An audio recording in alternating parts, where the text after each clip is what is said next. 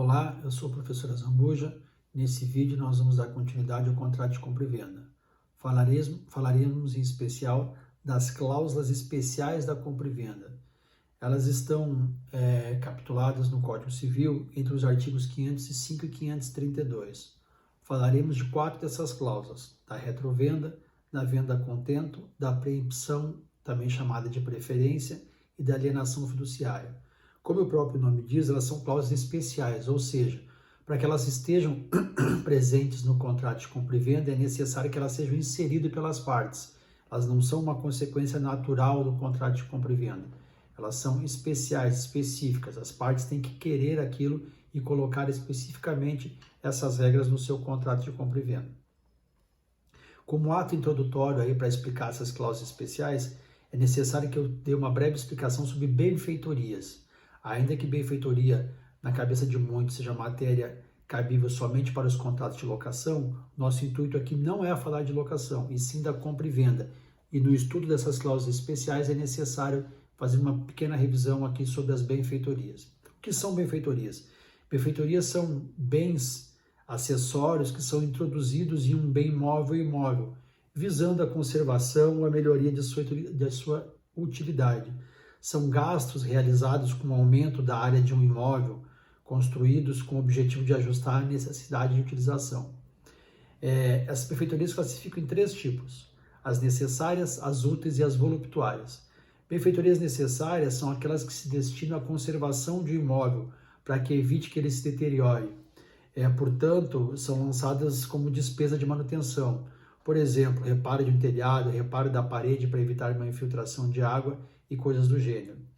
Já as benfeitorias úteis são aquelas que aumentam ou facilitam o uso da coisa, como, por exemplo, a construção de uma garagem, a instalação de grades ou de telas protetoras nas janelas ou o fechamento de uma varanda, porque tornam o imóvel mais confortável, mais seguro e ampliam a sua utilidade.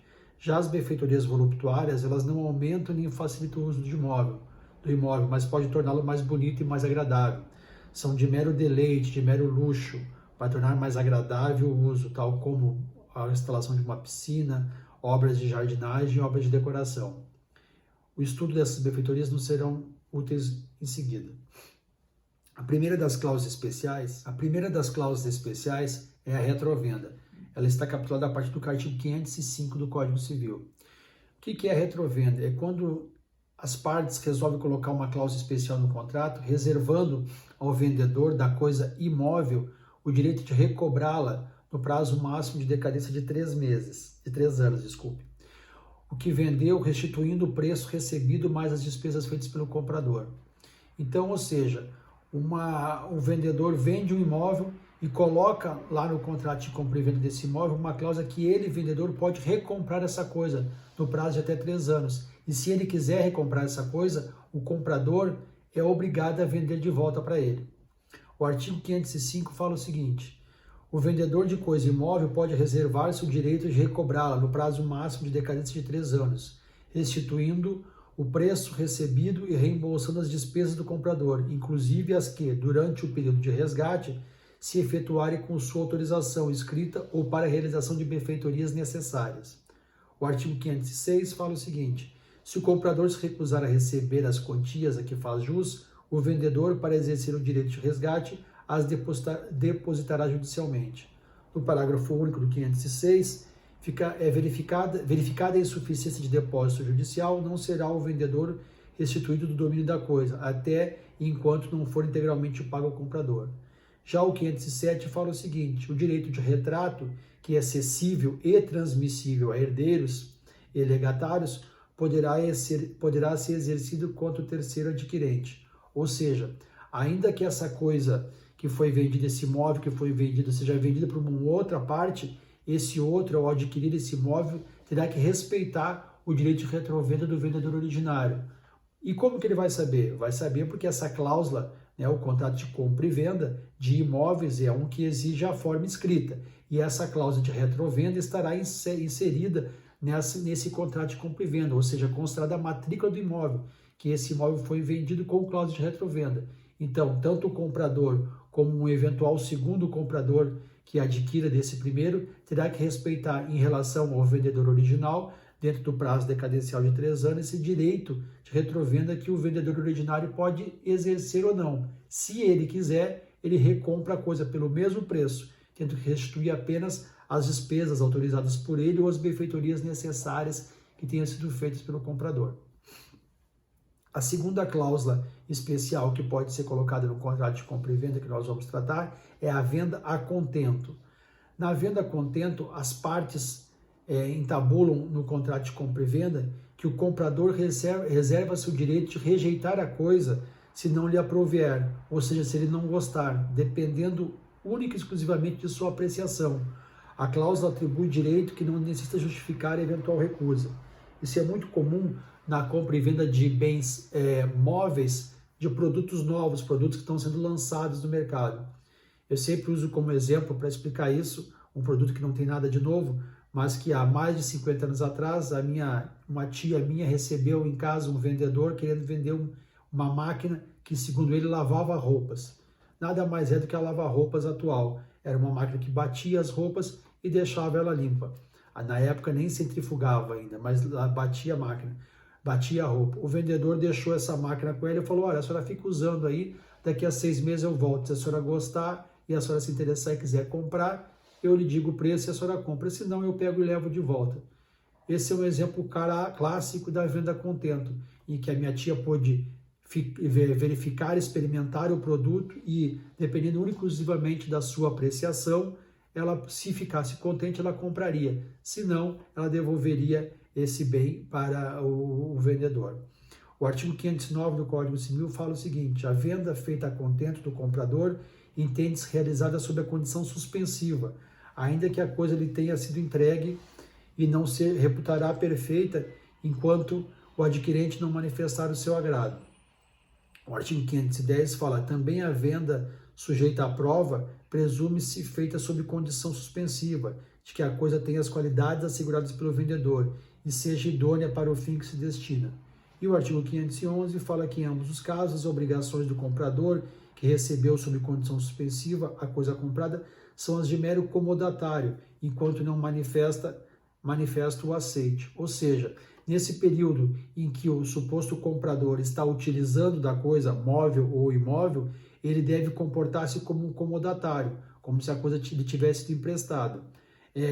Será combinado um período, um tempo para essa prova, para ir em ficando contente e querendo, o comprador exercitará aí, então, o direito de compra e concretizará essa compra e venda. A terceira cláusula especial de compra e venda que nós vamos falar é a preempção. Não é perempção, é preempção, também chamada de preferência.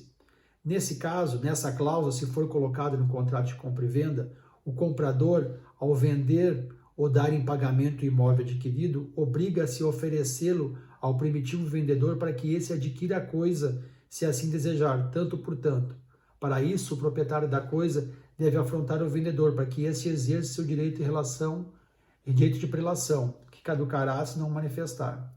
Ou seja, na preferência ou preempção, o comprador originário, se ele quiser vender, dentro do período decadencial, ele é obrigado a oferecer essa coisa para o vendedor originário. Então, ele não está obrigado a vender caso o vendedor originário queira comprar, mas se esse comprador quiser vender, antes de oferecer no mercado ou antes de oferecer para um terceiro, nas mesmas condições que ele quer vender, com o mesmo preço e mesmo prazo que ele quiser vender, ele deve oferecer ao vendedor originário, ou seja, aquele do qual ele comprou a coisa. Claro, se eles tiverem colocado essa cláusula no contrato de compra e venda.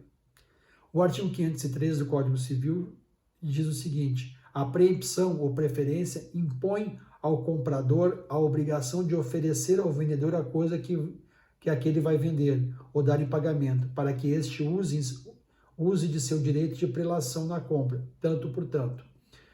O parágrafo único fala o seguinte: o prazo para exercer o direito de preferência não poderá exceder a 180 dias se a coisa for móvel, ou a 2 anos se imóvel. Ou seja, uma vez comprado, por exemplo, um bem imóvel, nos primeiros 2 anos após essa compra, caso tenha sido colocada essa cláusula de preempção ou preferência, deverá esse comprador, se quiser vender, oferecer ao vendedor original para que esse exerça o seu direito de comprar ou não a coisa. Então, a preempção ou preferência é o direito de preferência que tem o vendedor de um bem, caso o comprador queira vendê-lo após a sua aquisição. Esse direito também é denominado direito de prelação. Pode ser convencional, quando assim for acertado entre as partes, ou legal, no caso de venda de bem desapropriado pelo poder público, por exemplo. Como assim? Vamos supor que vai passar um metrô por dentro de uma propriedade e o poder público adquire, desapropria aquele bem e adquire aquela propriedade para que tenha utilidade, para que seja utilizado pela coletividade, pelo metrô, por exemplo.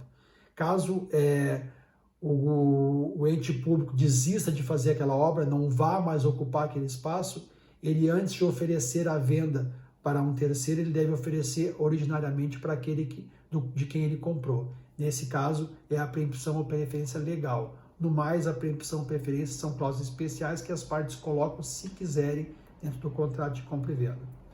A preempção ou preferência ela se distingue da retrovenda, porque se aplica tanto a móveis quanto a imóveis, criando apenas direito obrigacional, sem qualquer reflexo no direito real. A retrovenda, no entanto, depende de iniciativa exclusiva do vendedor em reaver o imóvel vendido, enquanto na preempção ou preferência, que o comprador ele tem que querer revender essa coisa. Ao exercer o direito de preempção ou preferência, tem a obrigação de pagar o preço oferecido, encontrado ajustado a terceiro em iguais condições. Ou seja, quem estipula o preço na preempção ou preferência é aquele que está vendendo o imóvel. Já na retrovenda, o preço é o mesmo aquele que foi ajustado na venda originária. Bom, uma última cláusula especial de compra e venda é a alienação fiduciária, mas isso será objeto de um próximo vídeo. Acompanhe lá no canal do YouTube, Professora Zambuja.